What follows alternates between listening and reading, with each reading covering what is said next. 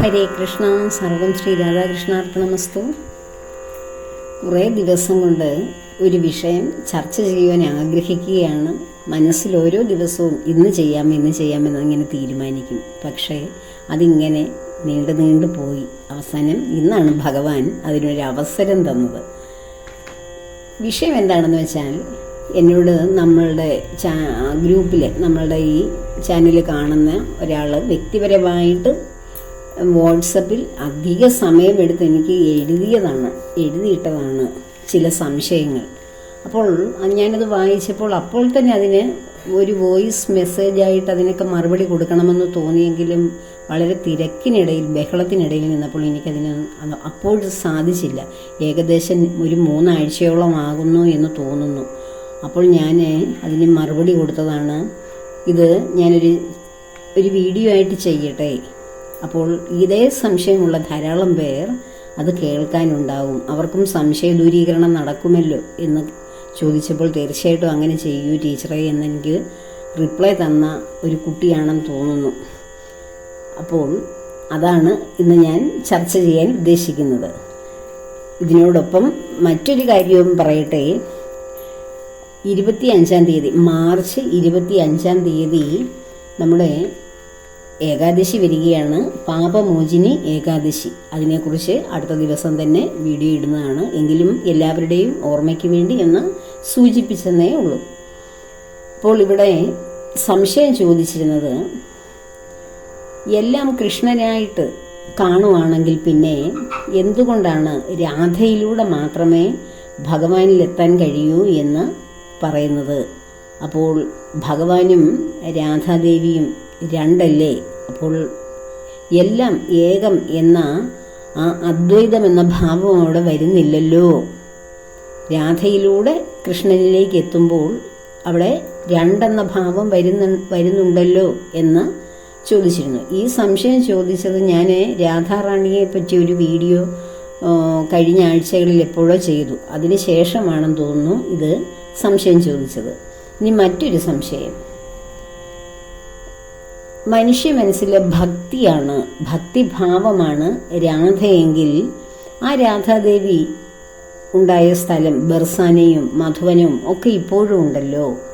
അപ്പോൾ രാധാദേവി ജനിച്ചിട്ടുണ്ടല്ലോ. അപ്പോൾ ഭക്തിയാണ് രാധ എങ്കിൽ രാധാദേവി ജനിച്ചു ജീവിച്ച സ്ഥലങ്ങൾ ഇപ്പോഴും ഉണ്ടല്ലോ. അപ്പോൾ അതിനു മുമ്പ്, അതായത് ദ്വാപര യുഗത്തിന് മുമ്പും മനുഷ്യ മനസ്സുകളിൽ ഭക്തിയില്ലേ? അപ്പോൾ രാധയാണ് ഭക്തിയെങ്കിൽ എന്തുകൊണ്ടാണ് രാധാദേവി ജനിച്ച സ്ഥലമൊക്കെ ഇപ്പോഴും ഉണ്ടല്ലോ? അപ്പോൾ ജനിച്ച ഒരാളാണല്ലോ രാധാദേവി, സാധാരണ മനുഷ്യരെ പോലെ എന്നാണ് അടുത്ത ചോദ്യം. പിന്നെ മറ്റൊരു സംശയം, രാധാറാണി ഭഗവാനുമായി ഒന്നിച്ചിരിക്കുന്ന അവസരത്തിൽ പലപ്പോഴും പിണങ്ങാറുണ്ട്. മറ്റ് സഖികളുമായിട്ട് ഭഗവാൻ അവരുടെ ആഗ്രഹങ്ങൾ സാധിച്ചു കൊടുക്കുകയും രാധാദേവിക്ക് വേണ്ട പരിഗണന കിട്ടുന്നില്ല എന്ന് ദേവിക്ക് തോന്നുമ്പോൾ അവിടെ പിണക്കം ഉണ്ടാകാറുണ്ട് ദേവിക്ക് ഭഗവാനോട്. അപ്പോൾ ഭഗവാനെ മറ്റ് ഗോപികമാർ പ്രണയിക്കുമ്പോൾ, അല്ലെ ഭഗവാൻ അവരുടെ ഇംഗിതത്തിന് വഴങ്ങുമ്പോൾ ദേവിക്ക് അവിടെ പിണക്കം ഉണ്ടാകുന്നുണ്ടല്ലോ. അപ്പോൾ നമ്മളും ഭക്തരാണല്ലോ. ഭഗവാനെ നമ്മൾ അകമഴിഞ്ഞ് മാധുര്യ പ്രേമത്തോടെ സ്വന്തമാക്കാൻ ആഗ്രഹിക്കുമ്പോൾ ദേവിക്കും പിണക്കം ഉണ്ടാകില്ലേ എന്നാണ് അടുത്തൊരു സംശയം. ഇങ്ങനെ 3 സംശയങ്ങളാണ് ഉന്നയിച്ചിരുന്നത്. ആ സംശയങ്ങൾ വളരെ ജെന്യുവിനായിട്ടുള്ള കാര്യമാണ്. യഥാർത്ഥത്തിൽ നമ്മൾ ആത്മീയ പാതയിലൂടെ, അതായത് ഭഗവാനിലേക്ക് കൂടുതൽ അടുത്തു വരുമ്പോഴാണ്, അടുക്കാൻ തുടങ്ങുമ്പോഴാണ് കൂടുതൽ സംശയങ്ങൾ ഉണ്ടാകുന്നത്. ഇപ്പോൾ ഒരു കുട്ടി അലസമായിട്ട് പഠിക്കാതെയൊക്കെ നടക്കുമ്പോൾ അതിനൊരു സംശയം ഉണ്ടാകുകയില്ല. ശരിക്കും എനിക്ക് നന്നായി മാർക്ക് മേടിക്കണം, ഏറ്റവും നല്ലൊരു സ്കോറ് എക്സാമിനുണ്ടാവണം എന്നൊക്കെ കരുതി ഒരു ദൃഢമായ വിശ്വാസത്തോടു കൂടി, ഒരു ആത്മവിശ്വാസത്തോടു കൂടി തന്നെ ആ ഒരു ലക്ഷ്യത്തിലേക്ക് ഇറങ്ങി തിരിച്ചു കഴിയുമ്പോൾ എല്ലാം പഠിച്ച് വരുമ്പോൾ ധാരാളം സംശയങ്ങളുണ്ടാവും. ആ സംശയമാണ് യഥാർത്ഥത്തിലുള്ള ഒരു ജ്ഞാനത്തിൻ്റെ മേഖലയിലേക്ക് ആ കുട്ടിയെ കൊണ്ടെത്തിക്കുന്നത്. അതുപോലെ തന്നെയാണ് ഒരു ആത്മാന്വേഷിക്കും, ഒരു ഭഗവാനെ അന്വേഷിച്ചിറങ്ങുന്ന ഒരു വ്യക്തിക്കും യഥാർത്ഥത്തിൽ അന്വേഷിച്ചിറങ്ങുമ്പോൾ ഭക്തിയിൽ മാത്രം ലയിച്ചിരിക്കുന്നവർക്ക് സംശയമൊന്നും ഉണ്ടാകില്ല. ക്ഷേത്രങ്ങളിലെല്ലാം ഭഗവാനുണ്ട്. അവിടെ ചെന്നാൽ ഭഗവാൻ നമ്മളെ അനുഗ്രഹിക്കുന്നു. അനുഗ്രഹം വാങ്ങി നമ്മൾ തിരികെ പോരുന്നു. അവിടെ സംശയത്തിൻ്റെ കാരണങ്ങളൊന്നും വരുന്നില്ല. എന്നാൽ യഥാർത്ഥത്തിൽ ഭഗവാനെ അന്വേഷിച്ചു വരുന്ന, രാധാദേവിയെ അന്വേഷിച്ചു വരുന്നവർക്ക് സംശയങ്ങളുണ്ടാകും. ആ സംശയം വ്യക്തമായി ചോദിച്ചതിന് വളരെ സന്തോഷം തോന്നുന്നു. ധാരാളം പേർക്കുണ്ടാകുന്ന സംശയങ്ങളാണ്. എങ്കിലും ആ സംശയമൊക്കെ ഇങ്ങനെ മനസ്സിൽ കരുതി അതിനെ ഒരു തരത്തിൽ ഒതുക്കി വെച്ചിട്ട് പിന്നെയും നമ്മൾ ഭക്തിയിലൂടെ തന്നെ മുന്നോട്ട് പോകാറാണ് സാധാരണ എല്ലാവരും ചെയ്യാറുള്ളത്. ഇത് ചോദിച്ച് മനസ്സിലാക്കുന്നതിൽ വളരെ സന്തോഷം. ഇങ്ങനെയുള്ള സംശയങ്ങളൊക്കെ ചോദിക്കുക തന്നെ വേണം. അപ്പോഴല്ലേ നമുക്ക് ശരിയായ ഒരു ലെവലിലേക്ക്, നമ്മുടെ യാത്രയുടെ ഒരു സുഗമമായ വഴിയിലേക്ക് എത്താൻ കഴിയുകയുള്ളൂ. ഇതിപ്പോൾ ഒത്തിരി ഞാൻ ഇതിൻ്റെ മറുപടി തരാൻ വൈകിയതിൽ എനിക്ക് വളരെ വലിയ ദുഃഖം, വലിയ മനോവിഷമമുണ്ട്. എന്തൊക്കെയോ കാരണങ്ങൾ കൊണ്ട് ഇത് ഇങ്ങനെ വൈകിപ്പിച്ചു ഭഗവാൻ. അതാണ് ഇത്രയും വൈകിയത്. അപ്പോൾ നമുക്ക് സംശയത്തിലേക്ക് തന്നെ വരാം. ഭഗവാനും രാധാറാണിയും ഒന്നാണെങ്കിൽ, അതായത് ഭഗവാന്റെ ഉള്ളിൽ തന്നെ സ്ഥിതി ചെയ്യുന്ന ആ ഭഗവാന്റെ സന്തോഷത്തിൻ്റെ ഉറവിടമായ ദേവിയും ഭഗവാനും ഒന്നു തന്നെയാണെങ്കിൽ പിന്നെ എന്തിനാണ് ദേവിയിലൂടെ ഭഗവാനിലേക്ക് എത്തുവാൻ സാധിക്കുകയുള്ളൂ എന്ന് പറയുന്നത്? ഈ രാധാദേവി എന്ന് പറയുന്നത്, നമ്മൾ ആ ദ്വാപര യുഗത്തിൽ ഭഗവാൻ ആ വൃന്ദാവനത്തിൽ, ഗോലോക വൃന്ദാവനത്തിലാണ്, അതായത് നമ്മുടെ ഈ 14 ലോകങ്ങളെന്ന് നമ്മൾ പറയുമല്ലോ, ആ 14 ലോകങ്ങൾക്കും ഉയരെയാണ് ഭഗവാന്റെ ഗോലോകം. അതേക്കുറിച്ചൊക്കെ നമ്മൾ വിശദമായിട്ട് പുരാണങ്ങൾ ഒക്കെ എടുത്ത് പഠിക്കുമ്പോൾ മനസ്സിലാവും. ആ ഗോലോകത്തിൽ ഭഗവാൻ, ആ വൃന്ദാവനം അവിടെയാണ് സ്ഥിതി ചെയ്യുന്നത്. ഭഗവാനും രാധാദേവിയും ഗോപന്മാരും ആ മന്ധര പർവ്വതവും എല്ലാം, യമുനാ നദിയും എല്ലാം ഒഴുകുന്ന ആ മനോഹരമായ പുണ്യഭൂമി. നമ്മൾ യഥാർത്ഥത്തിൽ ഒരു കൃഷ്ണ ഭക്തൻ ഭഗവാന്റെ സാരൂപ്യത്തിലേക്ക് എത്തുമ്പോൾ നമ്മൾ ശരിക്കും ഗോലോകത്തിൽ ഒരംഗമായി മാറുകയാണ് ചെയ്യുന്നത്. നമ്മുടെ ആത്മാവ് അത്രയും പരിശുദ്ധമാണെങ്കിൽ, മാധുര്യ പ്രേമത്തോടുകൂടി നമ്മളൊരു ഗോപികയെ പോലെ നമ്മൾ അത്രയും ശ്രേഷ്ഠമായിട്ടുള്ള ആ ഭക്തിഭാവത്തിൽ നാം ജീവിച്ച് തുടങ്ങിയാൽ, പിന്നീട് നമ്മളുടെ ഈ ശരീരം നമ്മൾ ഇവിടെ നിന്ന് വിട്ടുകഴിഞ്ഞാൽ പിന്നീട് ആ ഗോലോകത്തിലാണ് അങ്ങനെയുള്ളവർക്ക് സ്ഥാനം. എല്ലാവരും വൈകുണ്ഠ ലോകം പ്രാപിക്കുന്നു. ഭാഗവതത്തിൽ പല വിധത്തിലുള്ള സ്വർഗങ്ങളെക്കുറിച്ച് ഞാൻ പറഞ്ഞിട്ടുണ്ടായിരുന്നു. സായുജ്യം അങ്ങനെയുള്ള പല ഭക്തി, ഭഗവാന്റെ ആ പരമപദത്തിലെത്തുന്ന അവസ്ഥകളെക്കുറിച്ച് അന്ന് ആ ഭാഗവതം പറഞ്ഞു തന്നപ്പോൾ വിശദമാക്കിയിരുന്നു. എന്നാൽ ഗോലോകത്തിലെത്തുന്നത് ആ ഭഗവാനെ തന്നെ നിരന്തരമായി, എനിക്ക് മറ്റൊന്നും, ഒരു ഗോപിക എങ്ങനെയാണ് ഭഗവാനെ സ്നേഹിച്ചിരുന്നത്, അല്ലെ ഭഗവാനെ എല്ലായ്പ്പോഴും ഊണിലും ഉറക്കത്തിലും കണ്ടിരുന്നത്, അതുപോലെ മറ്റെല്ലാറ്റിനും ഉപരിയായി ഭഗവാൻ തന്നെയാണ് എനിക്ക് എല്ലായ്പ്പോഴും എന്നെ നയിക്കുന്ന, എന്നെ സന്തോഷിപ്പിക്കുന്ന, എന്നെ പ്രവർത്തിപ്പിക്കുന്ന ശക്തി എന്ന് തിരിച്ചറിഞ്ഞുകൊണ്ട് ആ ഭഗവാനെ തന്നെ നിരന്തരം എല്ലായ്പ്പോഴും ഭഗവാനിൽ ആനന്ദം കൊള്ളുന്ന മനസ്സിനുടമകളായി മാറുന്ന അപൂർവം ചില വ്യക്തികൾക്ക് മാത്രമേ ഈ ഗോലോകത്തിലെത്താൻ കഴിയൂ. അപ്പോൾ ഈ ഗോലോകത്തിൽ നിന്നും ഭൂമിയിലേക്ക് ഭഗവാൻ വന്നത് തന്നെ ആ ഒരു ദ്വാപര യുഗത്തിൽ ഭഗവാൻ ഈ ശ്രീകൃഷ്ണ പരമാത്മാവ്, ആ പരമാത്മാവ് ശ്രീകൃഷ്ണനായിട്ട് പൂർണ്ണ രൂപത്തിൽ ഭൂമിയിലെ അധർമ്മങ്ങളെ ഇല്ലാതാക്കി സജ്ജനങ്ങളെ രക്ഷിക്കാൻ വേണ്ടി ഭൂമിയിലേക്ക് അദ്ദേഹത്തിൻ്റെ ആ ഭഗവാന്റെ കർമ്മങ്ങൾ ചെയ്യുവാൻ വേണ്ടി ആ ശ്രീകൃഷ്ണൻ എന്ന രൂപത്തിൽ യാദവ കുലത്തിലെ ഒരു കണ്ണിയായി വന്ന് ആ ഭൂമിയിൽ തൻ്റെ കർമ്മങ്ങൾ പൂർത്തീകരിക്കുവാൻ വേണ്ടി ഭഗവാൻ വന്നപ്പോൾ ആ ഭഗവാന്റെ ഉള്ളിലെ മായാശക്തിയായ രാധാദേവി ഭഗവാനോടൊപ്പം രാധയായി ഭൂമിയിൽ അവതരിച്ചതാണ്. ഭഗവാൻ ഒരു പൂർണ്ണനായ മനുഷ്യനായി അവതരിക്കുമ്പോൾ ദേവിയും ഒരു മനുഷ്യരൂപത്തിൽ അവതരിച്ചതാണ്. അപ്പോൾ ഒരു മനുഷ്യരായിട്ട് 2 പേർ ജനിക്കുന്നു. അതായത് അന്ന് ജീവിച്ചിരുന്ന എത്ര പേർക്ക് ഭഗവാൻ ഇത് യഥാർത്ഥ ഭഗവാനാണെന്നറിയാം. ഭീഷ്മർക്കും കുന്തിദേവിക്കും പിന്നീട് അർജുനനും ഒക്കെ. അങ്ങനെ ചുരുക്കം ചിലർക്ക് മാത്രമേ അറിയൂ ഇത് സാക്ഷാൽ പരബ്രഹ്മമാണ് ശ്രീകൃഷ്ണ രൂപത്തിൽ ഭൂമിയിൽ അവതരിച്ചിരിക്കുന്നത് എന്ന്. അപ്പോൾ അല്ലാതുള്ളവർ ഒരു കുട്ടിയായിട്ടിരുന്നപ്പോൾ ഒരു സാധാരണ അത്ഭുതങ്ങളൊക്കെ പ്രവർത്തിക്കുന്ന ഒരു കുട്ടി അല്ല. അങ്ങനെ ഭക്തർക്ക് ഭഗവാൻ പ്രിയപ്പെട്ട തൻ്റെ ആത്മശക്തി തന്നെയാണെന്നുള്ള തിരിച്ചറിവുണ്ടായിരുന്നു. അപ്പോൾ ദേവിയും ഭഗവാനെ സന്തോഷിപ്പിക്കുവാൻ വേണ്ടി അവിടേക്ക് വന്നതാണ്. അപ്പോൾ ഭഗവാൻ മാത്രമായിട്ടൊരിടത്തും ദേവി മാത്രമായി ഗോലോകത്തിലും ഇരിക്കില്ല. ഗോലോകത്തിലെ ആ വൃന്ദാവനം ഭൂലോകത്തിൽ വൃന്ദാവനം സൃഷ്ടിച്ചുകൊണ്ട് അവിടെ എത്തുമ്പോൾ ദേവിയും മനുഷ്യരൂപത്തിൽ വന്നതാണ്. ആ മനുഷ്യരൂപത്തിൽ അവതരിച്ചപ്പോൾ മാനുഷികമായ കർമ്മങ്ങളും ഗുണങ്ങളും എല്ലാം അവിടെ ഉണ്ടായിരുന്നു ദേവിക്കും ഭഗവാനും. അതുകൊണ്ടാണ് ഭഗവാൻ ഓരോ കർമ്മങ്ങളും ചെയ്യുമ്പോഴും അതിൻ്റെ സുഖവും ദുഃഖവും ഭഗവാൻ അനുഭവിക്കുന്നുണ്ടോ എങ്കിലും ഭഗവാൻ ഇതെല്ലാം അറിയാവുന്ന ആളായതുകൊണ്ട് നിർമ്മമനായതുകൊണ്ട് ഒരു നിത്യമായ പുഞ്ചിരി മാത്രമായിരുന്നു ഭഗവാന്റെ ചുണ്ടിൽ എപ്പോഴും ഉണ്ടായിരുന്നത്. രാധാറാണിയും ഭഗവാൻ അകന്നു പോകുമ്പോൾ എൻ്റെ ഹൃദയമല്ലേ, എൻ്റെ ഹൃദയത്തിലല്ലേ ഭഗവാൻ ഇരിക്കുന്നത്. എത്ര അകലെയാണ് ഭഗവാൻ പോയതെങ്കിലും ശരീരമല്ലേ പോകുന്നുള്ളൂ, ഞങ്ങൾ ഒരു ആത്മാവാണല്ലോ.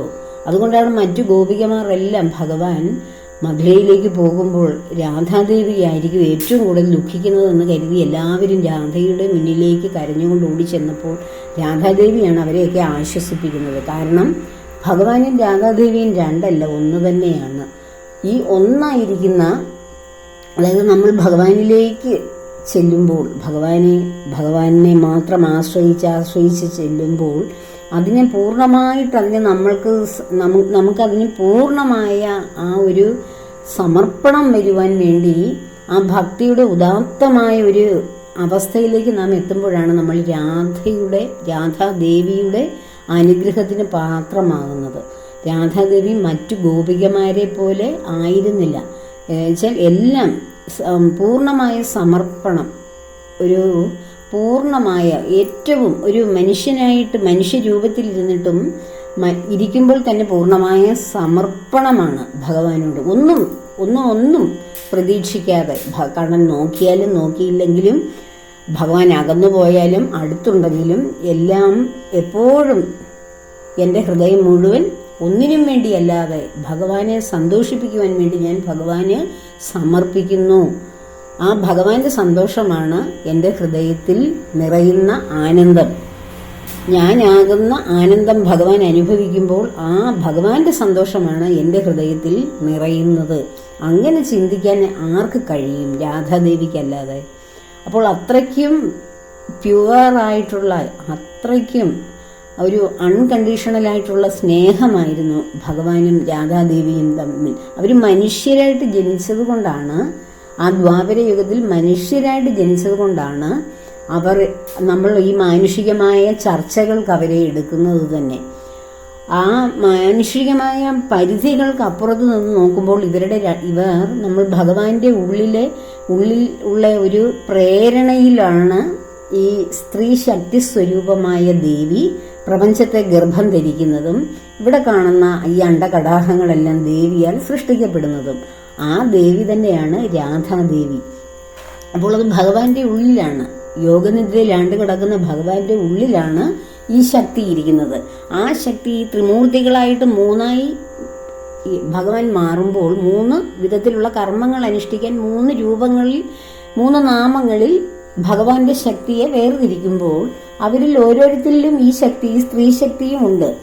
ഓരോ ബ്രഹ്മദേവനിലും മഹാശിവനിലും വിഷ്ണു ഭഗവാനിലും ഈ ശക്തി തന്നെ 3 പേരുകളിലുണ്ട്.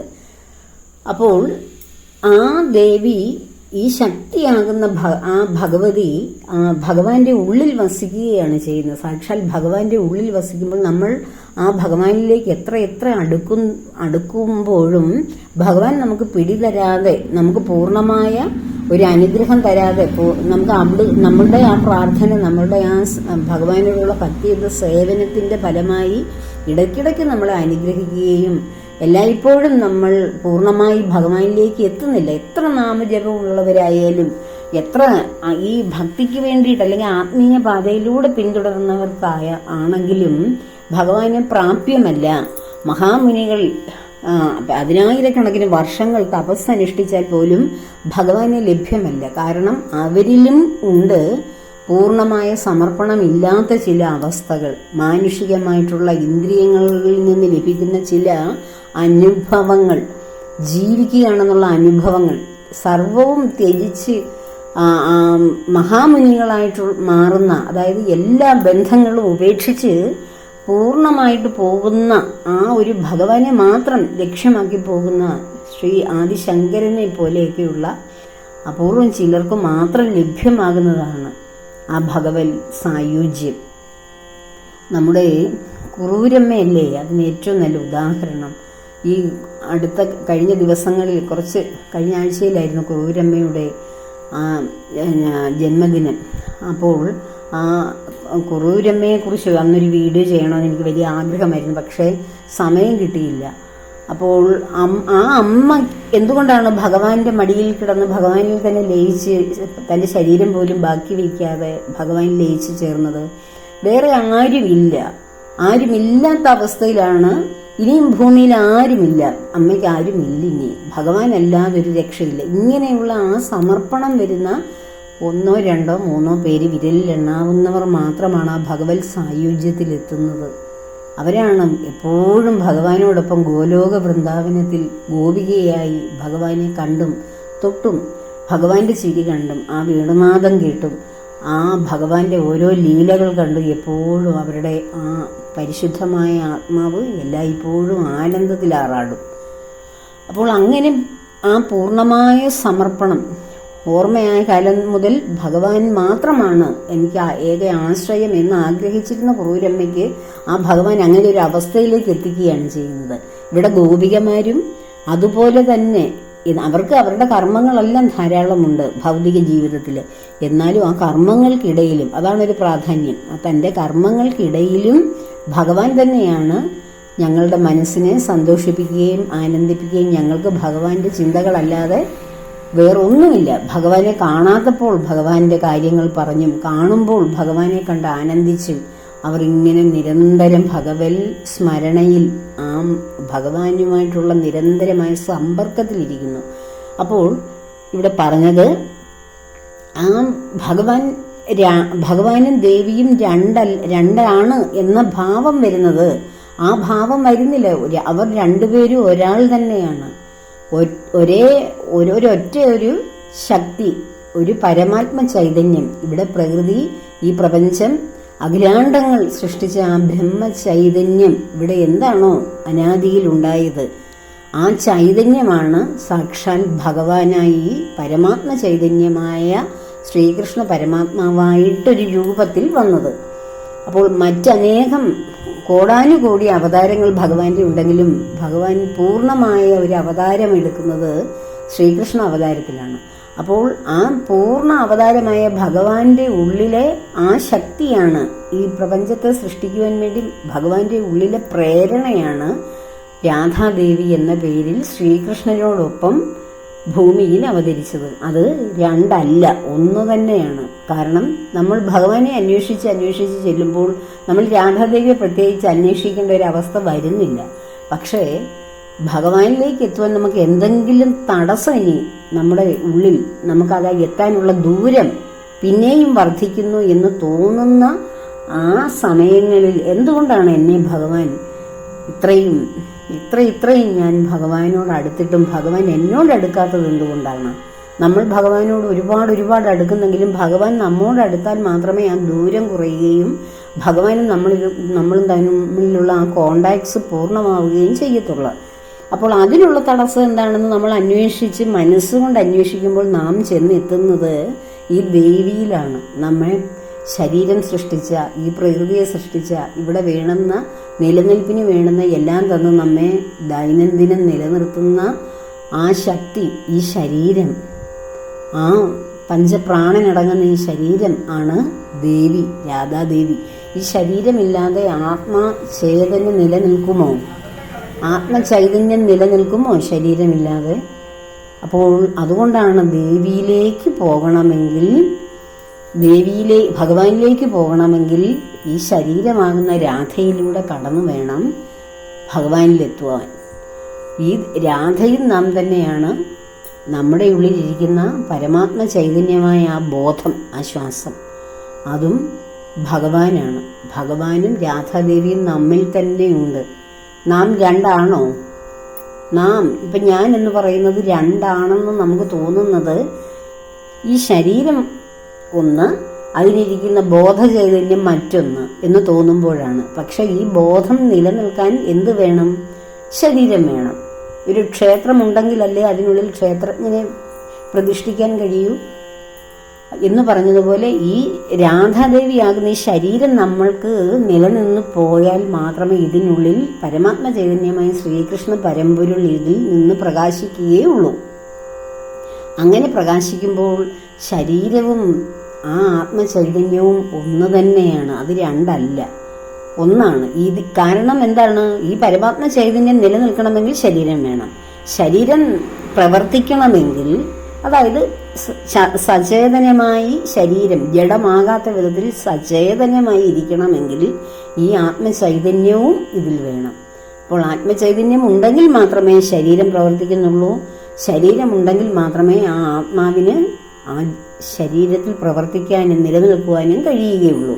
അപ്പോൾ ഇത് രണ്ടും ഒരു നാണയത്തിന്റെ രണ്ട് വശങ്ങളാണ്, അല്ലാതെ രണ്ട് നാണയമല്ല. അതാദ്യം മനസ്സിലാക്കുക. ഒരു നാണയം ഉണ്ടാക്കണമെങ്കിൽ അതിന് രണ്ട് വശവും തുല്യമായിട്ടിരിക്കണ്ടേ?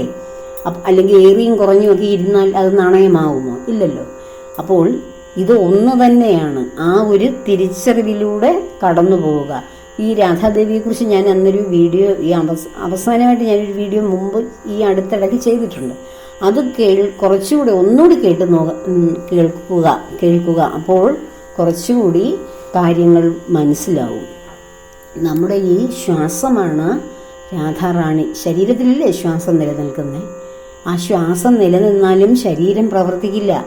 നമുക്ക് ബോധമില്ലാത്ത അവസ്ഥയിൽ ശരീരത്തിന് പ്രാണനുണ്ട്, പക്ഷെ ബോധമില്ല. ശരീരം പ്രവർത്തിക്കുമോ?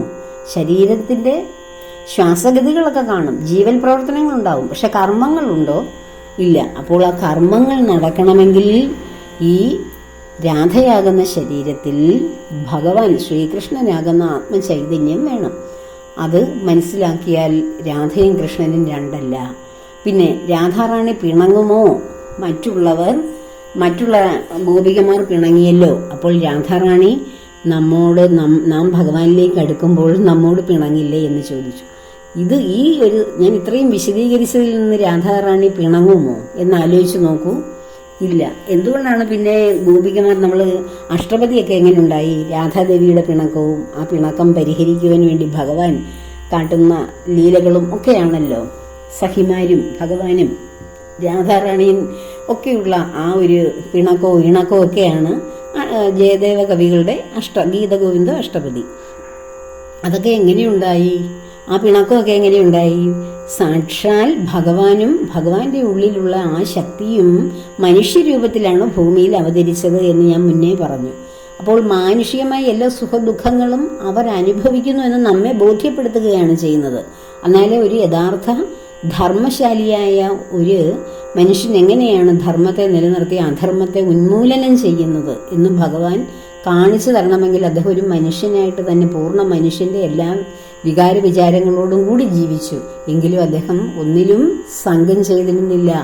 നിർമ്മമനായിരുന്നു, നിസ്സംഗിയായിരുന്നു. മറ്റുള്ളവരുടെ സന്തോഷത്തിന് വേണ്ടി അവിടെ ജീവിക്കുന്നു, എല്ലാവരോടും ഒപ്പം ജീവിക്കുന്നു എന്ന് കാണിച്ചു കൊടുക്കുന്നതേ ഉള്ളായിരുന്നു ഭഗവാൻ.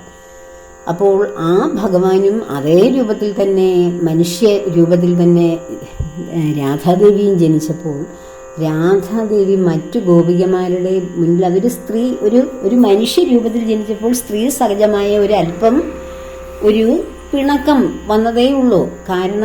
ഏറ്റവും കൂടുതൽ സ്നേഹിക്കുക എന്ന് വെച്ചാൽ മറ്റുള്ള ഗോപികമാർ ഭഗവാനെ, ഇപ്പം ഭഗവാൻ വസ്ത്രാഭരണം നടത്തുമ്പോൾ എൻ്റെ മുന്നിലേക്ക് വന്ന് കൈകൂപ്പി എന്നോട് വസ്ത്രം ചോദിക്കൂ എന്ന് പറഞ്ഞപ്പോൾ എത്ര പേര് അതിന് തയ്യാറായി? കാരണം ശരീരബോധത്തിലായിരുന്നു ധാരാളം ഗോപികമാരും. എന്നാൽ രാധാറാണിക്ക് ശരീരബോധത്തിൽ ഞാൻ ഞാൻ വേറെ ഭഗവാൻ വേറെ എന്ന് തോന്നുമോ? ഇല്ല. അപ്പോൾ അത്രയും പൂർണ്ണമായ സമർപ്പണം, മറ്റൊന്നിനും പകരമല്ല ഭഗവാൻ. ഭഗവാൻ തന്നെയാണ് എല്ലാം, വേറൊന്നിനും പകരക്കാരനല്ല രാധാദേവിക്ക് ഭഗവാൻ. ഞാൻ തന്നെയാണ് ഭഗവാൻ, ഭഗവാൻ തന്നെയാണ് ഞാൻ എന്ന് ചിന്തിക്കുന്ന അതേ ആ ഒരു അവസ്ഥയിലല്ല മറ്റു ഗോപികമാർ. അങ്ങനെ നോക്കുമ്പോൾ, രാധാദേവി നോക്കുമ്പോൾ ഭഗവാൻ എന്നോടൊപ്പം വന്നില്ലേലും വന്നാലും, എന്നെ നോക്കിയാലും നോക്കിയില്ലേലും എൻ്റെ സന്തോഷം എപ്പോഴും ഭഗവാനാണ്. ഞാൻ പൂർണ്ണമായിട്ടും ഭഗവാന് സറണ്ടർ ചെയ്തിരിക്കുന്ന ആളാണ്. ഭഗവാനെ സന്തോഷിപ്പിക്കുക എന്നൊരു ലക്ഷ്യം മാത്രമേ എനിക്കുള്ളൂ. എന്നിട്ടും എപ്പോഴെങ്കിലുമൊക്കെ മറ്റുള്ളവരെ എന്നെ തഴഞ്ഞിട്ട് അല്ലെ എന്നെ ശ്രദ്ധിക്കുന്നില്ല എന്ന ഭാവം കാണിക്കുകയാണ് കണ്ണൻ. നമ്മളെ ഏറ്റവും കൂടുതൽ സ്നേഹിക്കുന്ന ഒരാളുണ്ടെങ്കിൽ അവരുടെ മുന്നിൽ നമ്മളൊന്ന് ജയിക്കാൻ വേണ്ടി അല്ലെങ്കിൽ എന്തെങ്കിലും ഒരാളാകാൻ വേണ്ടി മറ്റുള്ളവരെയൊക്കെ സ്നേഹിക്കുന്നു, അല്ലെ അവരോടാണ് എനിക്ക് പ്രിയം എന്നൊക്കെ ഒരു കുസൃതി കാണിക്കില്ലേ? ആ ഒരു കുസൃതി മാത്രമാണ് ഭഗവാൻ കാണിക്കുന്നത്. അല്ലാതെ രാധാദേവിയെ പിണങ്ങുകയോ അല്ലെങ്കിൽ മറ്റ് ഗോപികമാരെ സ്നേഹിക്കുമ്പോൾ രാധയ്ക്ക് ദുഃഖം വരികയോ ചെയ്യേണ്ട കാര്യമില്ല. കാരണം രാധാദേവിക്ക് പ്രത്യേകിച്ച് ഭഗവാനെ പൂർണ്ണമായി കിട്ടേണ്ട ആവശ്യമില്ല. രാധ തന്നെയാണ് കൃഷ്ണൻ, കൃഷ്ണൻ തന്നെയാണ് രാധ. അവർ പരസ്പരം സന്തോഷത്തിൽ, സ്നേഹത്തിൽ, ഒരാത്മാവിൽ ബന്ധനപ്പെട്ട് കിടക്കുകയാണ്. രാധാദേവിയോടുള്ള സന്തോഷം കൊണ്ട് രാധ സന്തോഷമായി ഇരിക്കുമ്പോൾ മാത്രമേ മറ്റുള്ള ഗോപികമാരോട് ഭഗവാൻ സന്തോഷത്തോടെ ഇടപെടുകയുള്ളൂ.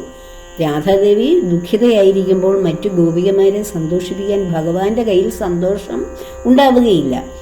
അപ്പോൾ ദേവി അവിടെ എനിക്ക് വേണ്ടി വെയിറ്റ് ചെയ്യുന്നുണ്ടാവും എന്ന് കരുതി തന്നെയാണ് ഭഗവാൻ മറ്റു ഗോപികമാരും രാധാദേവിയോളം ഇല്ലെങ്കിലും തനിക്ക് വേണ്ടി കാർത്തിക വ്രതമൊക്കെ എടുത്ത്, കാർത്യായനി ദേവിയുടെ വ്രതമൊക്കെ എടുത്ത് തന്നെ മാത്രം മനസ്സിൽ കരുതി യുഗാന്തരങ്ങൾക്ക് ദ്വാപര യുഗത്തിലൊക്കെ മഹർഷീശ്വരന്മാരായിട്ട് തപസ്സനുഷ്ഠിച്ചവരാണ് ഈ ഗോപിമാരും ഗോപസ്ത്രീകളും ഗോപന്മാരുമായി ഒക്കെ ഭഗവാനോടൊപ്പം ജനിച്ചവർ. അപ്പോൾ ആ കർമ്മം, അവരാഗ്രഹിച്ച കർമ്മങ്ങളൊക്കെ പൂർത്തീകരിക്കുവാൻ വേണ്ടി ഭഗവാൻ അവർക്കും സന്തോഷം കൊടുത്ത് അവരുടെ ആഗ്രഹ പൂർത്തീകരണമാണ് അവിടെ നടത്തുന്നത്. അപ്പോൾ അതിന് ഒരു സ്വാഭാവികമായ ഒരു സ്ത്രീ സഹജമായ ഒരു ചെറിയ ഒരു കുസൃതി കൊണ്ടുള്ള ചെറിയ ഒരു നീരസം, അല്ലെങ്കിൽ ഒരു ചെറിയൊരു നീരസം എന്നൊന്നും പറയാൻ പാടില്ല, ഒരു അതും മനുഷ്യ സഹജമായി ഇത്രയും ഭഗവാന് വേണ്ടിയിട്ട് സറണ്ടർ ചെയ്ത ഞാൻ എൻ്റെ അത്രയും മറ്റുള്ളവർ ആയില്ലല്ലോ, എന്നെപ്പോലെ അല്ലല്ലോ മറ്റുള്ളവർ. എന്നിട്ടും എൻ്റെ സ്നേഹം അല്ലെങ്കിൽ ഞാൻ എൻ്റെ സന്തോഷം പോരാഞ്ഞിട്ടാണോ കണ്ണൻ മറ്റുള്ളവരോടൊക്കെ പോകുന്നത് എന്നൊരു ചെറിയ ഒരു മനുഷ്യ സഹജമായിട്ടുള്ള ഒരു അവസ്ഥ മാത്രമാണ് അവിടെ ദേവി കാണിക്കുന്നത്. എങ്കിലും ആ മറ്റു ഗോപികമാരോടൊത്ത് ഒരു നിമിഷ നേരത്തേക്കേ ഉള്ളൂ അങ്ങനെ ഒരു ചിന്ത. അടുത്ത നിമിഷം ഭഗവാൻ മറ്റുള്ളവരെ സന്തോഷിക്കുന്നത് ദേവി ഒളിഞ്ഞിരുന്ന് കാണുകയും അതിൽ ആനന്ദിക്കുകയുമാണ് ചെയ്യുന്നത്. നമ്മൾ ആ അഷ്ടപതി ശരിക്കും മനസ്സിലാക്കി വരുമ്പോൾ നിമിഷങ്ങളൊക്കെ ഉള്ളൂ ദേവിയുടെ ആ മനസ്സിൽ കടന്നു പോകുന്ന ചിന്തകൾ. നമ്മൾ സാധാരണ മനുഷ്യർ, നമ്മളെ സ്നേഹിക്കുന്ന വ്യക്തി നമ്മുടെ കണ്ണിന് മുന്നിൽ മറ്റുള്ളവരുമായിട്ട് രാസലീലകൾ പോലെയുള്ള ലീലകളൊക്കെ ആടുന്ന കണ്ടാൽ നമ്മൾ പിന്നെ എത്രയോ കാലം പിണങ്ങിയിരിക്കുകയും ആ ബന്ധം വിച്ഛേദിക്കുകയൊക്കെ ചെയ്യും. ഒന്ന് ആലോചിച്ച് നോക്കൂ. പക്ഷേ ദേവി ഒരു നിമിഷത്തേക്കാണ് എന്നെ നോക്കിയില്ലല്ലോ, അല്ലെങ്കിൽ ഞാൻ അത്രയും പേരുടെ ഇടയിൽ നിന്നിട്ട് എൻ്റെ ഭാഗത്തേക്ക് ഭഗവാൻ കണ്ണ് തരാതെ അടുത്ത ഗോപികമാരുടെ കയ്യിൽ പിടിച്ചുകൊണ്ട് നൃത്തം ചെയ്തല്ലോ എന്നൊക്കെയാണ് ദേവിയുടെ കുഞ്ഞു കുഞ്ഞു പരിഭവങ്ങൾ. അതൊരു ചെറിയ പരിഭവം മാത്രമേ ഉള്ളൂ. അത് സ്ഥായിയായ സ്നേഹത്തിന്റെ പുറത്ത്, ആ സ്നേഹം തുളുമ്പി നിൽക്കുന്നതിന്റെ പുറത്തുള്ള ചെറിയ ആ ഒരു പരിഭവങ്ങൾ മാത്രമേ ഉള്ളൂ. അല്ലാതെ നമ്മൾ ഗോപികമാർ ഭഗവാനെ സ്നേഹിക്കുമ്പോൾ രാധാറാണിക്ക് അത് ഇഷ്ടമല്ല എന്ന് ഒരിക്കലും പറയാൻ പാടില്ല. എത്രയെത്ര ഗോപികമാരെ ഭഗവാനിലേക്ക് എത്തിക്കുന്ന ദൗത്യമാണ് ദേവി ചെയ്യുന്നത്. ദേവി ഭഗവാന്റെ ഭക്തരെ പ്യൂരിഫിക്കേഷൻ നടത്തുന്ന ആളാണ്. എന്താണോ ഭഗവാന്റെ ഭക്തർക്ക് ഭഗവാനിലേക്ക് അടുക്കുവാൻ എന്തൊക്കെയാണോ ഇനിയും മനസ്സിൽ ബാക്കി തടസ്സങ്ങളുള്ളത്, ആ തടസ്സങ്ങളാകുന്ന കാമക്രോധ ലോഹമോഹ മതമാത്സര്യ ഡെമ്പ് അഹംഭാവങ്ങളെ എല്ലാം ദേവി കഴുകി പരിശുദ്ധമാക്കി ദേവിയെപ്പോലെ നമ്മൾ പൂർണ്ണ സമർപ്പണ ബുദ്ധിയോടെ ഭഗവാനെ സ്നേഹിക്കുവാൻ നമ്മളെ ഓരോരുത്തരെയും തയ്യാറെടുപ്പിക്കുന്ന ആളാണ് ദേവി. അപ്പോൾ അതിന് ആ ഭഗവാനിലേക്ക് പൂർണ്ണമായിട്ട് ലയിക്കുവാൻ നമുക്ക് കഴിയുന്നില്ല, ഭഗവാൻ പൂർണ്ണമായിട്ട് നമ്മെ അനുഗ്രഹിക്കുന്നില്ല എന്ന് വരുന്ന ഘട്ടത്തിൽ നാം അറിയാതെ ദേവിയെയാണ് ആരാധിക്കാൻ തുടങ്ങുന്നത്. ആ ദേവി നമ്മിൽ പ്രസാദിക്കും. അല്ലാതെ നമ്മൾ രാധാദേവിയെ അല്ല ആദ്യം പ്രാർത്ഥിക്കുകയോ അല്ല, രാധയിലൂടെയല്ല ഭഗവാനിലേക്ക് പോകുന്നത്, ഭഗവാനിലേക്ക് തന്നെയാണ്. ഏതൊരു ഭക്തനും ഭഗവാനിലേക്ക് തന്നെ വരുമ്പോൾ, ആ വരുന്നതിൻ്റെ അവസാന ഘട്ടം വരുമ്പോൾ ഭഗവാനെ തന്നെ മതി. നമ്മൾ ഉറച്ച വിശ്വാസത്തോടെ ഭഗവാൻ തന്നെയാണ് എനിക്ക് രക്ഷാമാർഗം എന്ന് വരുമ്പോൾ ആ ഭഗവാനിലേക്ക് തന്നെ വരുന്ന ആ നമുക്ക് ഭക്തിയിലേക്ക് ആ ഭഗവാനിലേക്ക് ചേരുവാൻ നമ്മിൽ എന്തൊക്കെയോ കുറവുകളുണ്ട്. നമ്മിലുള്ള എത്ര നാമം ജപിച്ചാലും നമുക്ക് ശാന്തമായി മനസ്സുണ്ടാകുന്നില്ല, എത്ര നാമം ജപിച്ചാലും നമുക്ക് ഏകാഗ്രത കിട്ടുന്നില്ല. അപ്പോൾ എത്ര ഭക്തി സേവനങ്ങൾ നമ്മൾ ചെയ്താലും അത് കുറച്ച് നേരത്തേക്ക് മാത്രമേ ഉള്ളൂ, സ്ഥായിയായി നമുക്ക് ആ ആനന്ദം അനുഭവിക്കാൻ കഴിയുന്നില്ല. ഇങ്ങനെയൊക്കെ വരുന്നതിൻ്റെ കാരണങ്ങൾ കണ്ടെത്തി ദേവി നമ്മളെ ശുദ്ധീകരിക്കുകയാണ് ചെയ്യുന്നത്. ആ ശുദ്ധീകരണവും കൂടി കഴിഞ്ഞാൽ ഭഗവാന്റെ ഹൃദയത്തിലേക്ക് നമുക്ക് ദേവിയാണ് നമ്മെ കൈപിടിച്ചെത്തിക്കുന്നത്. അവിടെയാണ് പൂർണ്ണത വരുന്നത്.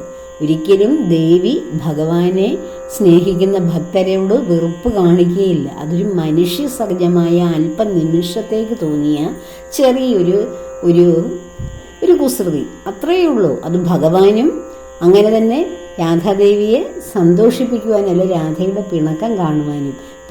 ഒരുപാട് സ്നേഹിക്കുന്നവർ തമ്മിൽ പിണങ്ങിട്ട് വീണ്ടും ഇണങ്ങുമ്പോഴല്ലേ ആ സ്നേഹത്തിനൊരു ശക്തി വരുന്നത്.